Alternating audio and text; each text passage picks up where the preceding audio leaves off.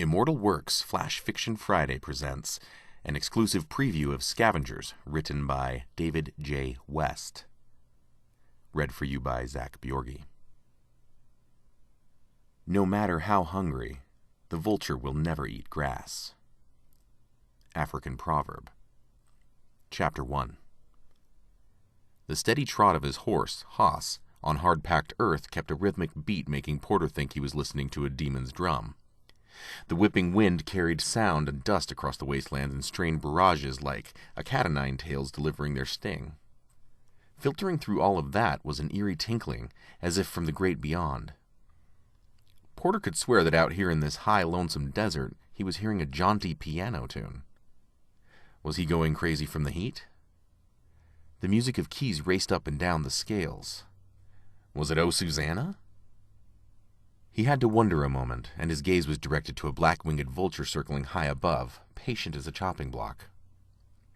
He paused, letting the gasps of wind relay the jovial dance of ebony and ivory. Taking his bearing against the sun, Porter deemed he was less than halfway between the Book Cliffs and the Green River Ferry. It shouldn't be too much farther.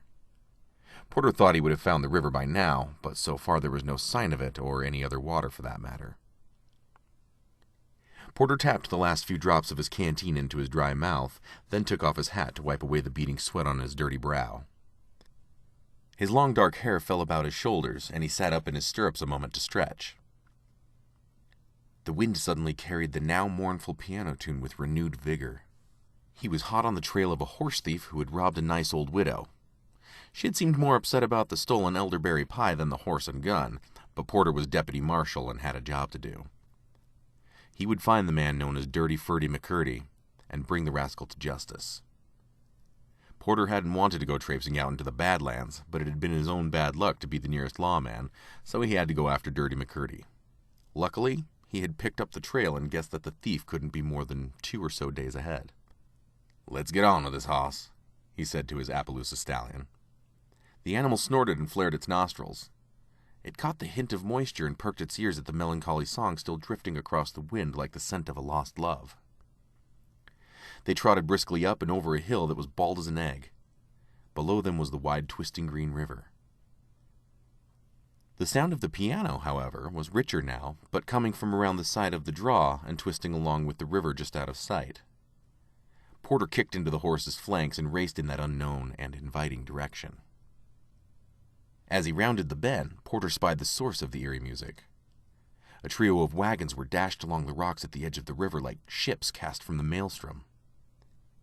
2 were knocked on their sides, halfway underwater, but the last one was upright, albeit missing its wheels, with the player piano in the back. The instrument was splashed with green waters, and not more than a few inches were submerged. It played a ghostly melody for a dead audience. Some few bodies were bloating under the sun despite the cool waters. A pair of dead oxen had been used for target practice along with 4 mules and 3 horses. Someone had been awful cruel and non-discriminating in their bloodlust. Bodies were cast about the scene, leaking gunshot wounds or jutting arrows marking their gruesome demise. The piano abruptly stopped. Porter drew his Navy Colt, ready for anything. But only the river, the wind, and the lone vulture wheeling high above gave any sign of life. The piano coughed, sputtered, and started over. It wasn't "Oh, Susanna," but some other song Porter couldn't quite place, a sad song that he thought he knew from his youth.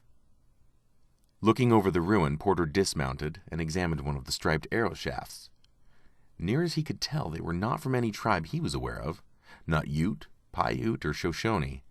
Maybe Apache, but here? He wondered what other tribe could have been in this area, but figured the most likely of explanations was what he called white Indians. Bandits pretending to be Indians to better hide their crimes. Any other actual tribe would have been a long way from their tribal territories, but anything was possible. He looked for more sign of trouble and found several tequila bottles and the barest end of a cigar butt. Any valuables, save the piano, which was too heavy for bandits to move, were gone. A flour keg was dumped over and soaking in water, and some few women's clothes had been cast aside, too. Porter gauged the attack couldn't have been more than a day or so old. It was a practiced skill that he could tell the time by the condition of the dead. It wasn't a talent he liked telling people he had. That lone vulture was still circling overhead. Had the piano kept it at bay? He let Haas graze on the vegetation beside the river and began to do the proper thing for the dead. They deserved rest. Terrible work as it was, he dragged the few bodies into a pile where he could try and cover them with stones, rather than attempt to dig into the hard-packed ground. He didn't have a shovel, but figured head-sized boulders would keep the coyotes and vultures off of them. The vulture high overhead gave an ominous cry.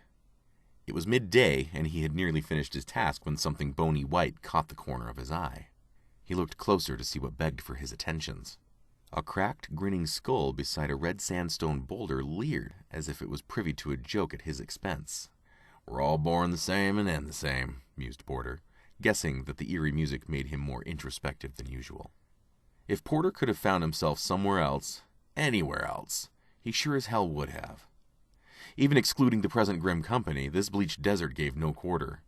There had been no reprieve from the burning sun, freezing moon, and biting sands carried aloft on the wings of invisible ghouls. This was purgatory if there ever was one, where the skeletons of the dead knew only eternal torment and damnation. Especially when you thought you were alone, voices would seem to whisper on the ever-present wind, beckoning, taunting, promising sweet relief if you would but join them in the stretching fingers of that vast darkness. The Ute said that it was the spirits of those who came before, the Anasazi, or some such primordial vanished peoples. Anasazi meant something like the ancient enemy. But Porter didn't have to worry about no ancient enemies. He had plenty shooting at him right now. The whining ricochet of a bullet, suddenly enveloped by the relentless wind, brought him back to the present. Cursing, he dove and rolled behind a tipped flour barrel in the wheelless buckboard wagon. The piano was just a few feet to his left, still playing that sorrowful dirge. Peering around the side brought a few more shots his way. One bullet hit the piano, making the keys off kilter and the sad song all the more twisted. Near as Porter could tell, a dozen men were converging on the rocky hillside across from him. He was stuck between them and the river. It was time to get the hell out of here. Then it got worse. Haas neighed, and Porter saw a spindly kid had hold of his reins and was leading him away behind the jagged hillock. There would be no riding out of this mess. "Come on out of there, Porter! We're gonna fill you full of holes sooner or later!" shouted someone with a hyena's laugh. It was followed by a cacophony of thundering lead. "Give up the damn map!" echoed the gruff voice of another. "What map?" Porter challenged. He had no idea what they were talking about, but if he could get them talking more, they'd be distracted and open to his own leaden argument. "Don't play dumb. You just got it from Dirty McCurdy, didn't you?" "I did not," drawled Porter, hoping his relaxed tone would give them confidence to expose themselves. "Let's talk this out." "He said he don't got it," whispered another urgently. "He do," argued another, and a cyclone of lead filled the air, all zeroed in on Porter's general direction. Porter figured the main voices were Andy Cotterill, Andy's brother Wilson, by the sound of his cackle, and the meanest of the bunch, Jed. Porter could tell it was him by his lack of humor and S's. Not that it mattered. All three brothers led a gang of cutthroats that were otherwise as different as anything. Jed, the eldest, was stern and humorless with a backwards lisp. Wilson, the youngest, would laugh at anything, especially someone else's pain. Andy, the forgotten middle child, with curly blonde locks he was ashamed of, almost looked like a dandy, with a deadly hair-trigger temper. Porter decided he would play upon that temper and vanity if possible. But how had they heard he already had captured Dirty McCurdy? He figured he was a day behind the horse thief. And what was this about a map? Too many questions for getting shot at. "What say you boys stop shooting and we talk this out?" Porter shouted as he reloaded a cylinder. "More'n like we'll see yous in hell," came the slurred retort from one of the gang members. The speaker shot haphazardly in Porter's direction and laughed. It was enough that Porter could tell where the man was hiding behind the rocks. The bandits were clustered together only about 50 feet away in the jumbled hoodoos. They had elevation on their side along with superior numbers, but Porter was a crack shot. "I'll oblige you then," said Porter as he shot the speaker in the chest. The slack-jawed bandito ran a dirty hand along his chest, smearing the river of blood that suddenly poured forth. The wounded man looked stunned, then collapsed. This brought another chaotic volley from his compadres. The overturned buckboard Porter took cover behind was rapidly getting chewed to matchsticks by the ravenous barrage of bullets. The dumped supplies were the only things granting cover anymore. Porter mused that there was probably so much lead in that bucket of flour he stood behind that he could sell it to a blacksmith rather than a baker. Much as it pained him, the dead horses were solid cover too. But like everything else, they would soon give way to an inevitable tide of decay.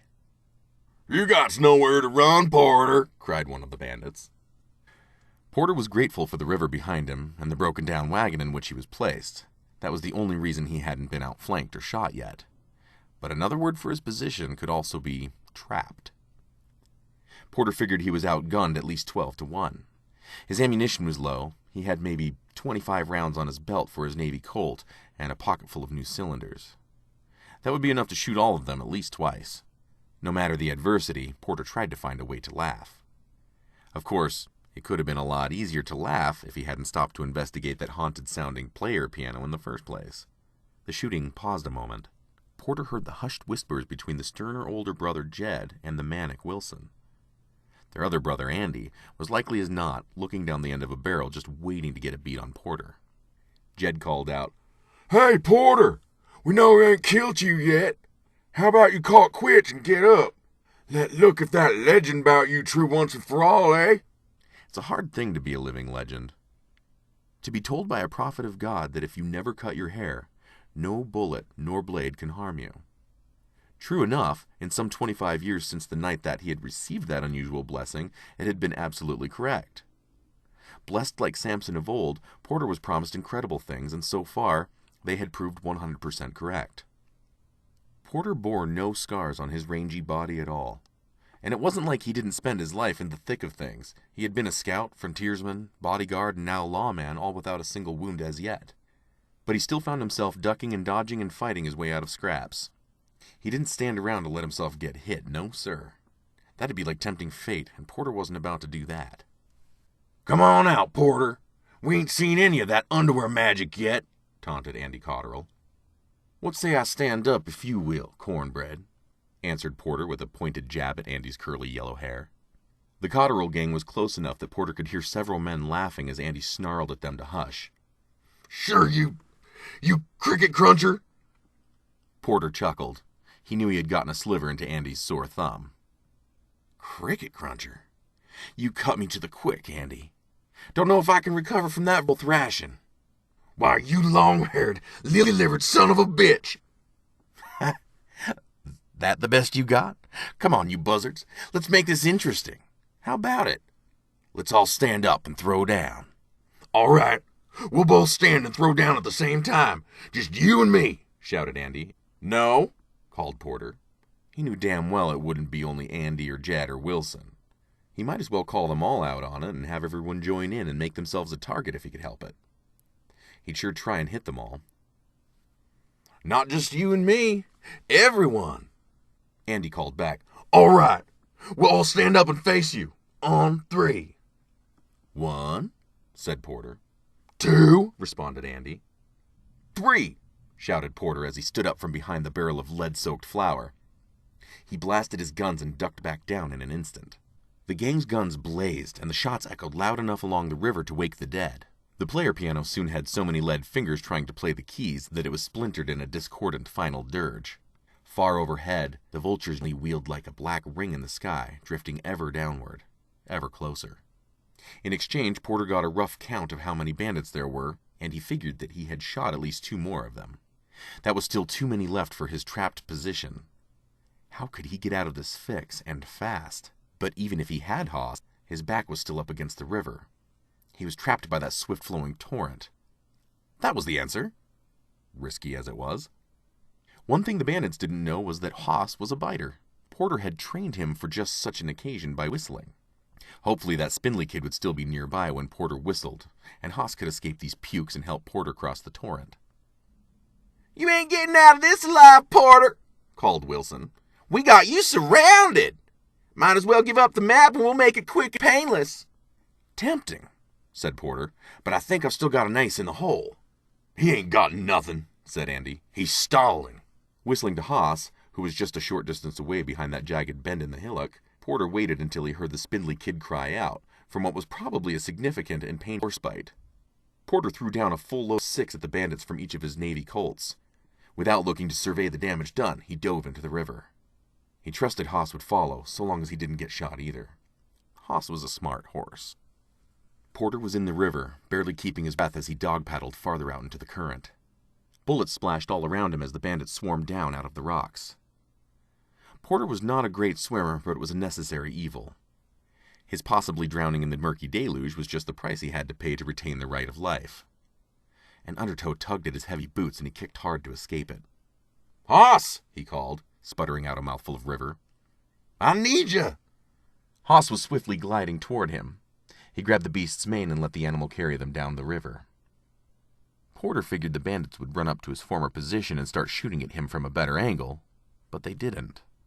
The shooting had unexpectedly ceased. Daring to turn against his swimming horse and look, Porter saw a pair of Ute Indian braves on the bluff looking down. The Utes were enough of a distraction that Porter's attackers had been thwarted 6 ways to Sunday.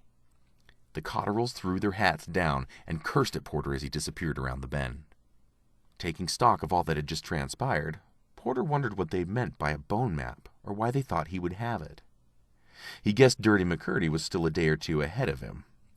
Maybe he was closer than he thought?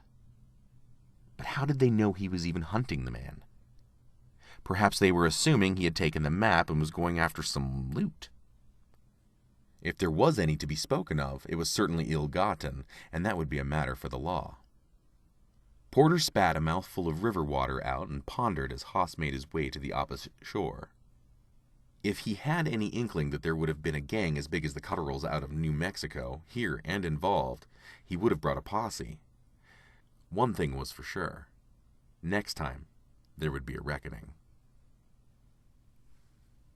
Thank you for listening. David J. West's new novel, Scavengers, is available on Amazon for 99 cents. Buy it.